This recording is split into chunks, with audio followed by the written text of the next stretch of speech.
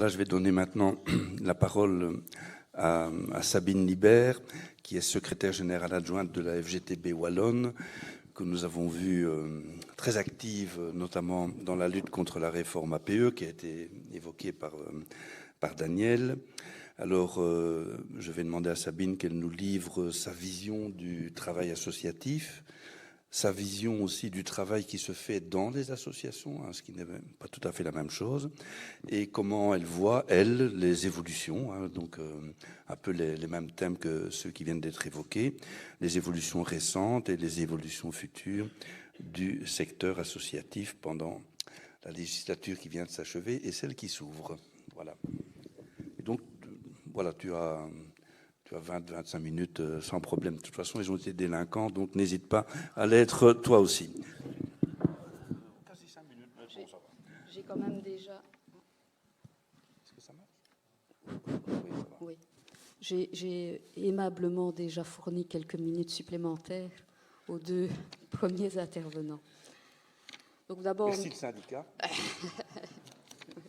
D'abord, merci de m'accueillir parmi vous. J'ai été très, très heureuse d'être sollicitée par l'association ASSA pour pouvoir participer à ce colloque. Mais dans un premier temps, je vous dirais que je suis infirmière de profession et j'ai travaillé durant plus d'une quinzaine d'années dans un hôpital. Et ma dernière affectation dans cet hôpital était au service des urgences et dans les SMUR, donc les SAMU, où j'allais au domicile dans des situations où... peut-être... Mets-toi ici. Prends mon micro.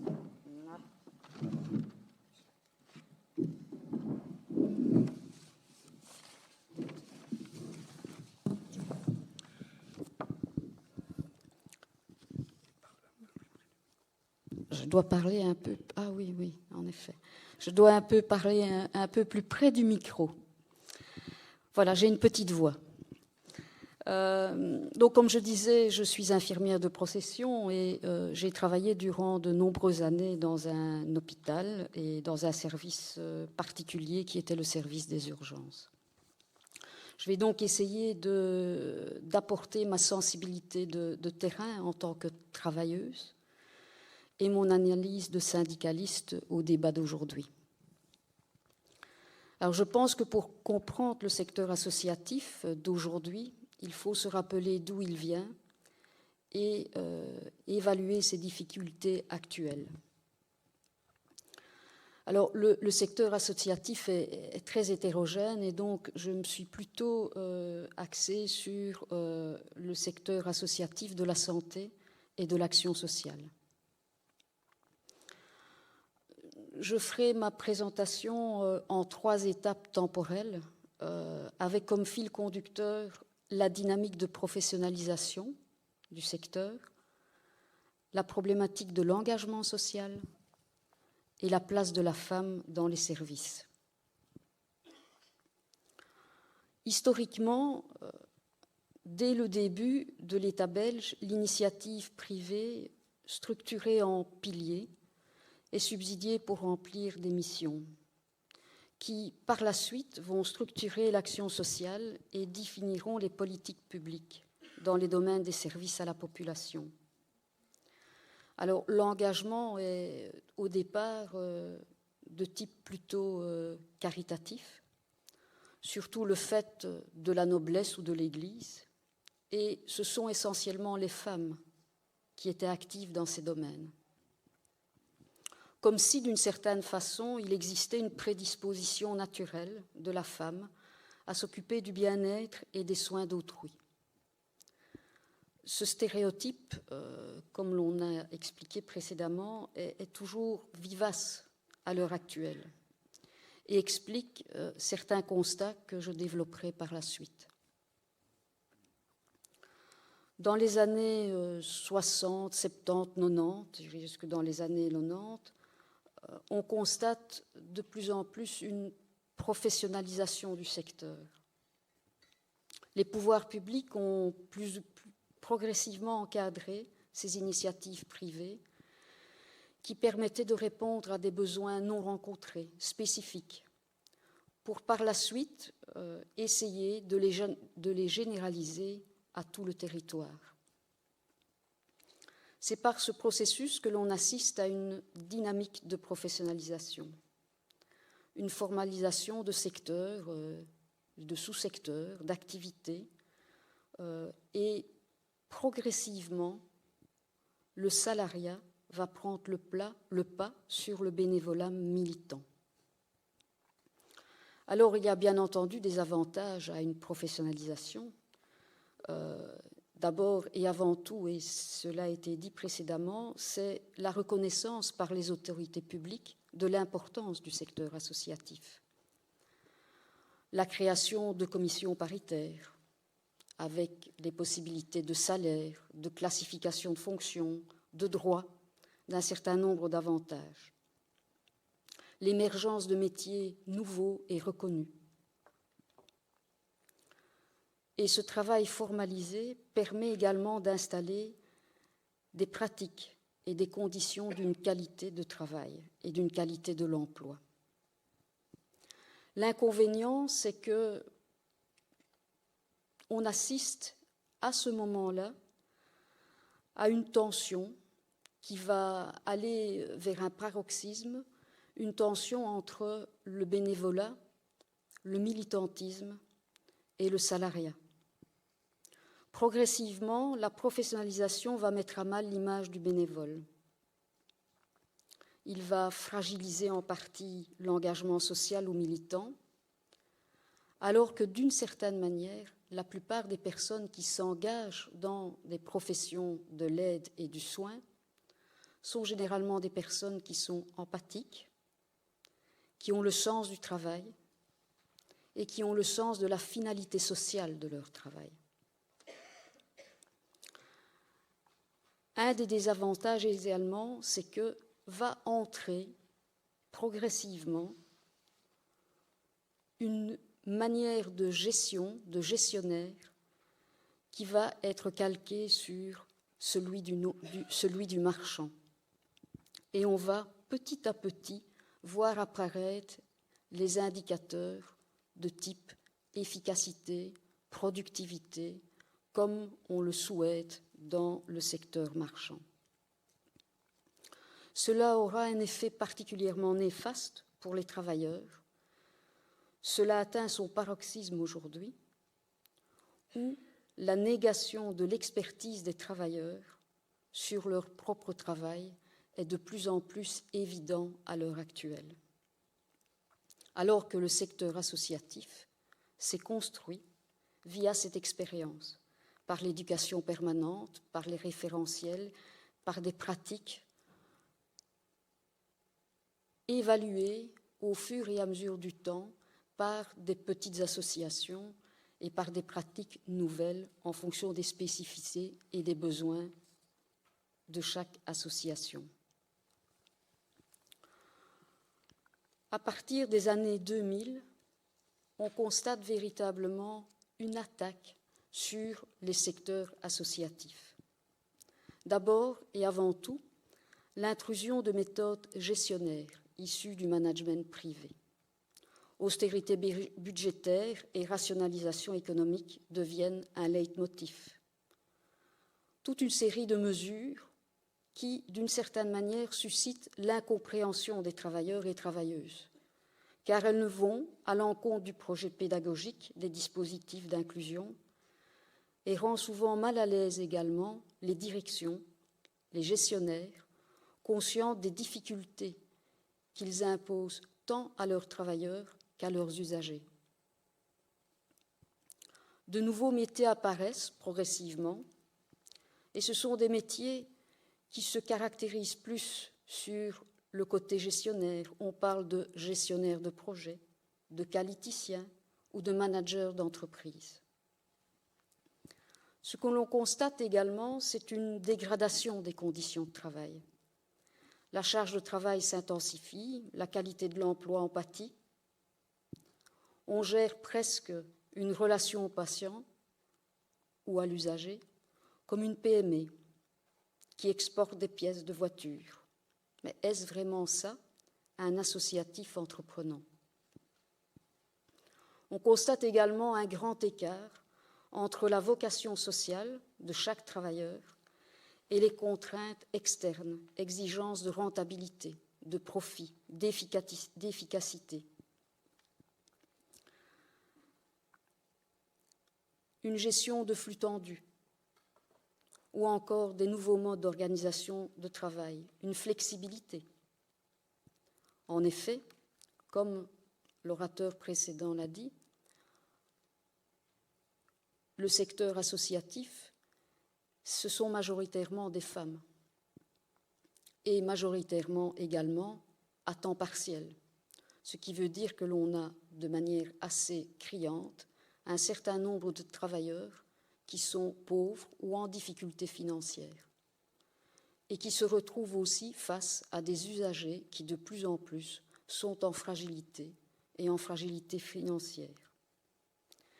Il existe aussi une surcharge par le vieillissement de la population, puisque les usagers sont plus âgés, avec des pathologies plus lourdes. Il est plus difficile de prendre en charge. Alors, cette charge de travail, elle est particulièrement importante dans le secteur du handicap. Le manque de subventions publiques pour créer de nouvelles places pousse les politiques à garder les places pour les personnes les plus dépendantes, avec en plus le vieillissement de la population accueillie dans certains secteurs et dans les services en milieu de vie. Les travailleurs et travailleuses prennent en charge de plus en plus de dossiers, dit-on, mais de plus en plus d'usagers, ce qui augmente également leur charge de travail. Alors cette charge de travail doit être prise en compte également par rapport aux travailleurs qui n'échappent pas à la démographie et qui n'échappent pas non plus à un glissement évident, c'est qu'il y a de plus en plus de travailleurs âgés. On assiste aussi à une sorte de tentative, et je dirais que ce n'est pas une sorte, mais à une tentative de dérégulation du secteur associatif par les politiques libérales. On en a parlé précédemment. Parlons de la législation faite par le gouvernement fédéral de M. Michel, la législation sur le travail associatif. Parlons également des politiques menées par le ministre Géolet. Sa tentative de réforme des APE, heureusement avortée, mais qui aurait eu de graves conséquences pour le milieu associatif que vous représentez. Ou la mise en place du guide des dépenses éligibles. On assiste aussi de plus en plus à une commercialisation accrue dans les secteurs du non-marchand. Des plateformes agréées, organisées, qui s'installent, dites sur un mode collaboratif, mais qui bien souvent sont sur un mode commercial. Alors vous me direz, quel constat noir? C'est vrai qu'à l'heure actuelle, la situation n'est pas toute rose. Nous sommes confrontés à de nombreux défis. Alors, il y en a beaucoup, mais j'en ai relevé 3 qui me semblent importants. D'abord et avant tout, combattre le stéréotype métier du non-marchand, qui serait une profession féminine. En ce qui me concerne, c'est un défi majeur en termes d'égalité des chances et indirectement d'égalité salariale, car on peut le dire ici, les barèmes du non-marchand ne sont pas particulièrement élevés. Il faut également, en ce qui me concerne, arrêter de polluer le non-marchand avec des règles commerciales et avec des indicateurs marchands. Je pense sincèrement qu'en collaboration avec les acteurs de terrain, nous devons établir des indicateurs alternatifs de qualité, valoriser les objectifs sociaux et marginaliser les indicateurs marchands.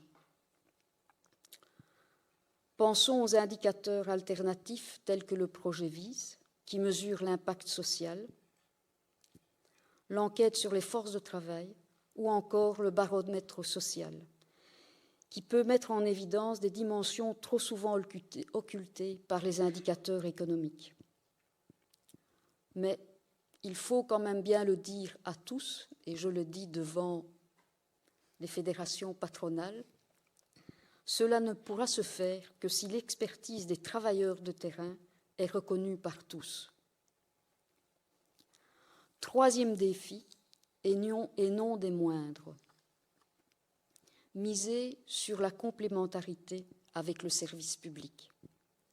Alors bien sûr, il existe des différences de fond entre les services relevant du secteur public et du non marchand.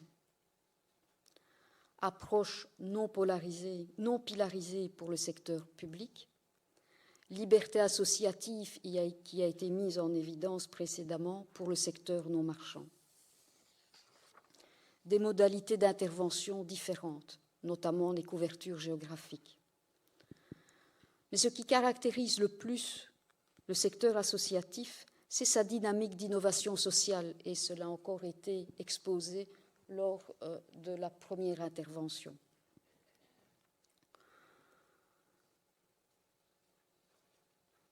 Le secteur associatif peut se permettre de répondre à des problématiques spécifiques qui participent, et on l'espère tous, à des structurations de nouvelles approches. Elles font souvent émerger progressivement des réponses structurées et de nouvelles formes de services. Et le secteur handicap en est un bon exemple. Cependant, il existe des convergences fortes. Chacun des deux secteurs est subsidié par les autorités publiques. La finalité sociale, le but non lucratif et une articulation harmonieuse qui permettrait, me semble-t-il, secteur associatif et secteur public, de tendre vers une couverture exhaustive des besoins des usagers, des publics, des spécificités dans tous les territoires de la Wallonie. Agir sur la complémentarité entre le non-marchand et les services publics est à notre analyse la seule voie possible pour lutter contre la commercialisation accrue du secteur. La logique adverse, c'est le marchand. La logique qui pollue le secteur et ses conditions de travail, c'est la mesure économique et le marchand. La concurrence entre le service public et le non-marchand, mais cela sert encore le marchand. Question. Est-ce qu'un trader de Goldman Sachs est plus utile à la société que l'aide-soignante à domicile, que l'infirmière, que l'éducatrice? La réponse est non. Donc changeons les mentalités. En fin de compte, la question est politique. Quelle société voulons-nous? Faire société, par définition, ce n'est pas faire du profit, mais c'est créer de la richesse sur le plan humain, individuel et collectif. Les grands économistes qui pleurent sur la croissance des inégalités, eh bien notre réponse est claire. L'associatif et les services publics sont les acteurs idéaux, à condition de ne pas leur faire jouer un rôle contre nature, faire du chiffre. Et si l'associatif entreprenant, c'était de se dépolluer de la gestion purement commerciale et inventer ces nouveaux standards de qualité au service d'une société inclusive. Merci de votre attention.